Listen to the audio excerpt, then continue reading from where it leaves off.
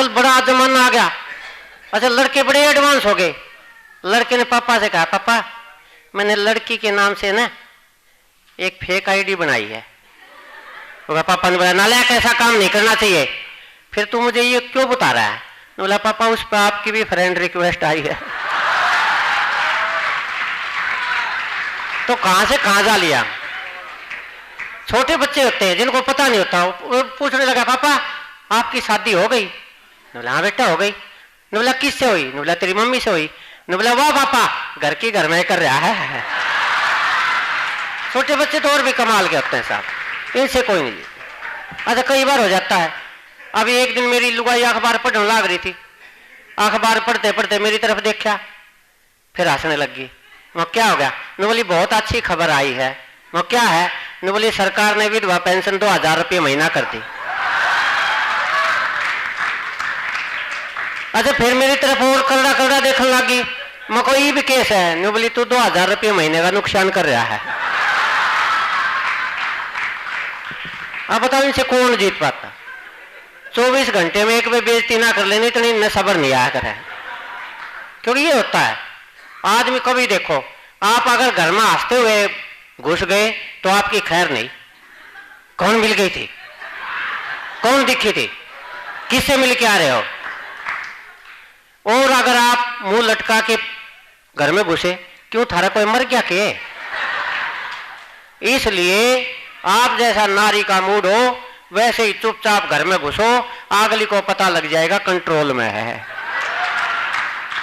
क्योंकि भगवान ने धरती बनाई, आराम से सोया, पेड़ पौधे बनाए, आराम से सोया, पहाड़ बनाए, आराम से सोया, नदी नाले बनाए, आराम से सोया, फिर ये जीव जंतु जानवर बनाए, आराम से सोया।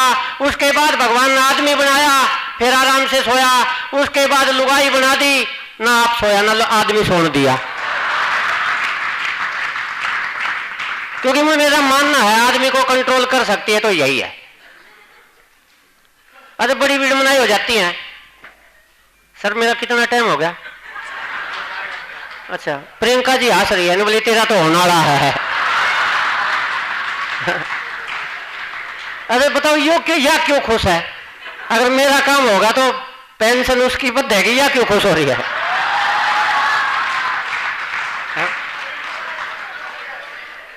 नहीं, ऐसा तो होता है, अगर मेरे मरने पर सारे कविया की पेंशन बनती हो तो फिर तो मार दो मैंने।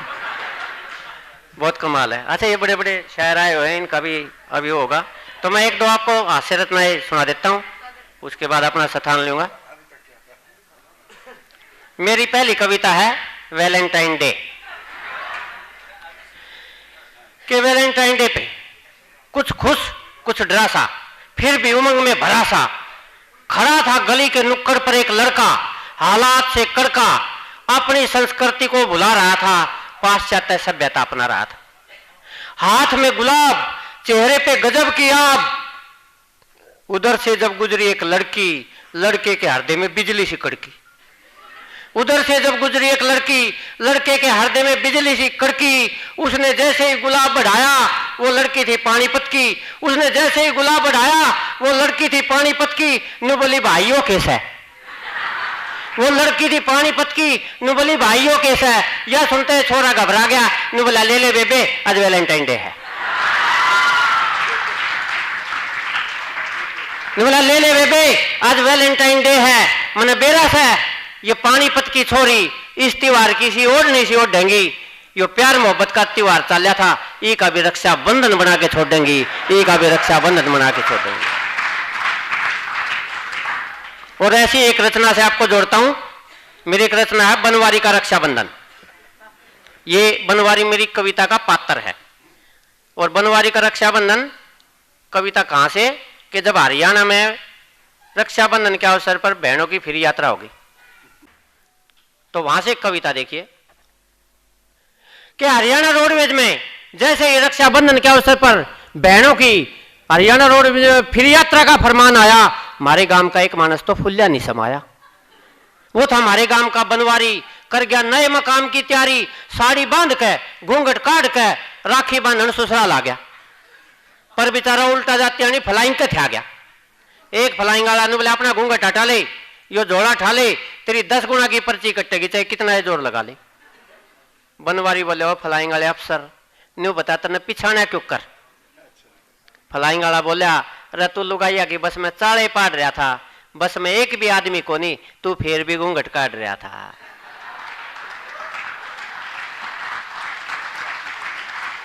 बोला, बस में एक भी आदमी को नहीं, लुगाइया की भरी है, तू फिर भी घूंघट काट रहा था। बनवारी बोले, ओ फलाइंग वाले अफसर, यो ससुराल तल्यासो, खांड का सार खा लो और 10 गुना की पर्ची मन्ना काटो, चेक एक राखी थम भी बंधवा लो। तो तुमने बहाना की तो फिर यात्रा कर दी, पर ये बटेव खड़े जावेंगे। मन के बेजार था, रास्ते में बटेव खड़े पावेंगे। बोला, मन तो यो खाम काम का फर्ज निभाना पड़ रहा है, थारी बेबे जापे में पड़ी है, इसलिए आना पड़ रहा है। पर फलाई गाले अड़ गए, रोते बनवारी के 10 गुना की जड़ गए। बनवारी घर न जाके घराली आगे खूब रोया। नु बोला, जो आज मेरी गैल होया वो कदे किस्से की गैल ना होया। घराली बोली, रो मत ना, भीतर चाल, तनाछी डाल समझाऊंगी, अगले साल जापे में तू पड़ जाइए, पोची बांधन में जाऊंगी, पोची बांधन में जाऊंगी, पोची बांधन में जाऊंगी। और मैं 4 लाइनों के साथ बैठूंगा। सर खड़े हैं? नहीं सर, मेरे पीछे 3 वे खड़े होली है, मेरे को बिठाने के लिए नहीं, ये देखने के लिए कि वो खड़ा किस तरह है। भाई मैं तो अपनी करीज पे खड़ा हूं, अपनी पैंट के बढ़िया सी प्रेस मार लिया हूं, क्योंकि ऐसा होता है।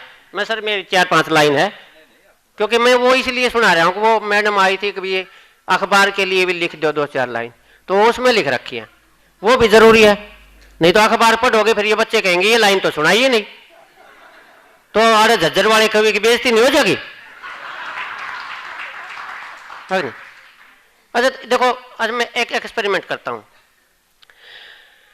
मेरे शेरों पर शेर ही देंगे दाद, वरना तो क्या जाने बंदर अदरक का। अरे तुम भी कवि हो यार, अरे कमाल के कवि हो। देखो असली कवि की यही पहचान होती है, उसके आगे वाली लाइन श्रोता बोल देते हैं। लेकिन मैं बताता हूं, ये एक शेर मैंने अभी बनाया था बैठ के, प्रिंसिपल साहब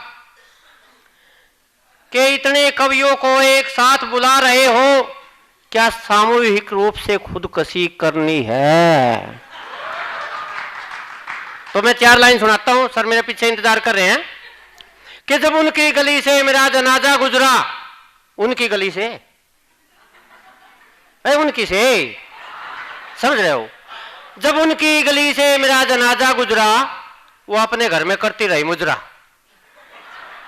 4 अश्क भी मेरे जनाजे पे बहाने नहीं आए, आखिरी सलाम का हाथ भी हिलाने नहीं आए।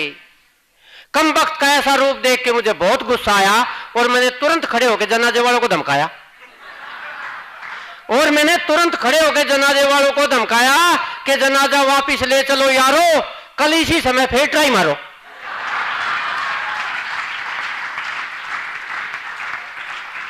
सात बार ट्राई मारी गई, 7 की 7 ट्राई बेकारी गई। 8वीं ट्राई पे उसने मुखड़ा दिखाया। मैंने कहा बहुत देर बाद तरस खाया। बोली ये तरस भी तुम पे नहीं आया है, ये तो बेचारा जनाजे उठाने वालों पे खाया है, जिनको तुमने खाम खा 8 बार घुमाया है। मुन्नी बदनाम हुई उसका हंसना नहीं जाता, शीला जवान हुई उसका बचपना नहीं जाता, और पप्पू पास हो गया उसे कक्खा नहीं आता।